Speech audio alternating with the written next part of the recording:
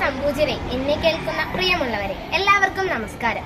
ഞാൻ ഇന്നിവിടെ നിങ്ങൾക്ക് മുന്നിൽ നിൽക്കുന്നത് സ്കൂൾ സുരക്ഷ എന്ന വിഷയത്തെക്കുറിച്ച് സംസാരിക്കുവാനാണ്. സ്കൂൾ എന്നും നമ്മുടെ രണ്ടാമത്തെ വീടാണ്. ഇവിടെ നമ്മൾ ദിവസങ്ങൾക്കിപ്പുറം സമയം ചിലവഴിക്കുന്നു.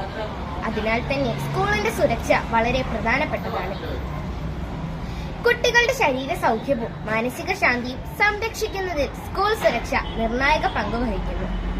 വിദ്യാർത്ഥികൾക്ക് സുരക്ഷിതമായ ശൗചാലയങ്ങൾ, കുടിവെള്ളം, വൈദ്യുതിയുടെയും കെട്ടിടങ്ങളുടെയും സുരക്ഷിത സംവിധാനങ്ങൾ, ഭക്ഷണത്തിന്റെ ശുദ്ധത എല്ലാം വളരെ പ്രധാനപ്പെട്ടവയാണ്.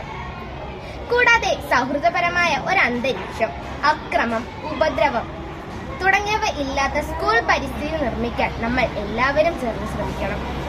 അധ്യാപകർ, രക്ഷിതാക്കൾ, വിദ്യാർത്ഥികൾ, മുഴുവൻ സ്കൂൾ സമൂഹവും ചേർന്ന് പ്രവർത്തിച്ചാൽ മാത്രമേ ഒരു സുരക്ഷിത സ്കൂൾ യാഥാർത്ഥ്യമാക്കാൻ കഴിയൂ.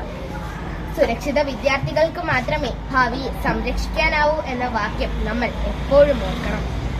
ഇത്രയും പറഞ്ഞുകൊണ്ട് ഞാൻ എന്റെ വാക്കുകൾ നിർത്തുന്നു. നന്ദി, നമസ്കാരം.